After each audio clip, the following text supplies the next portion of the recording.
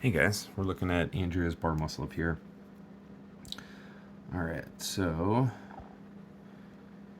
she has her jump up, which I like.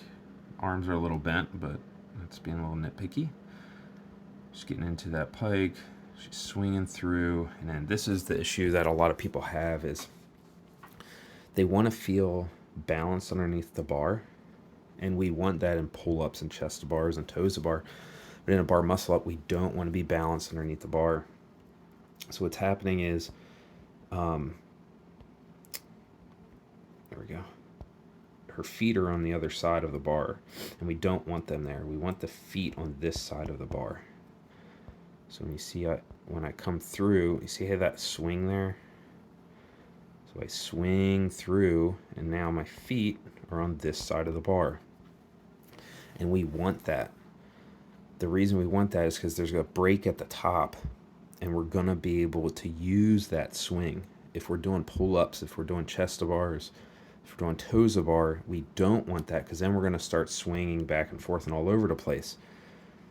But with a break at the top, we're not going to have that issue. So we want that swing forward. So we need those feet farther forward. She's not quite overextended, but she's probably overextended in her shoulders. And see how her shoulders are kind of coming forward and mine are back.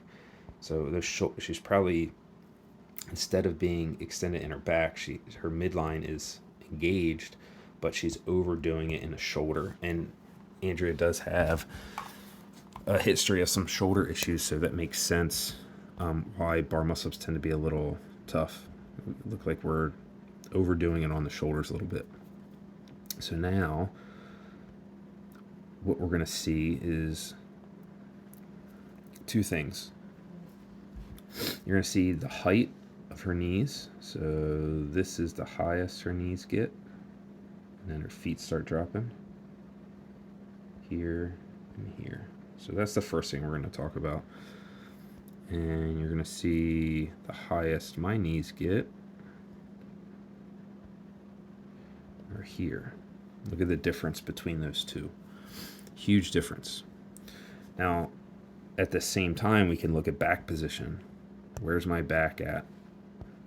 Where's her back at? So now, instead of being able to pull up and over that bar, all of my weight is behind the bar.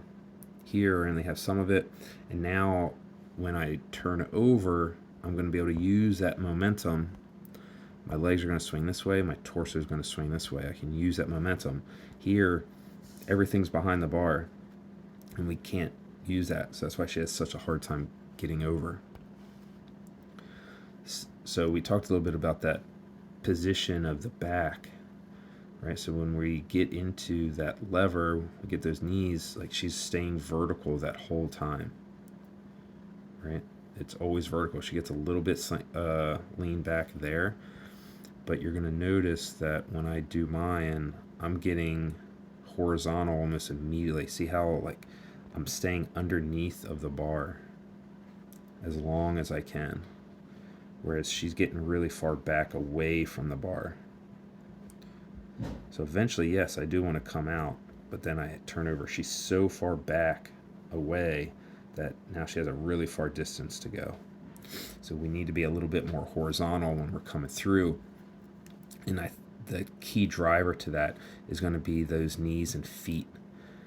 When we're coming up, we want those feet and knees to get really high. And in order, see, look how high those feet are. All right, so that's where my feet are. Like that's where my knees are going to end up being. Where Andrea, the highest her feet get, are right there again. Really far, huge difference. So if we go here and here, huge difference in how high the feet are getting. And it's because the torso is too vertical. Hope this helps. Cheers.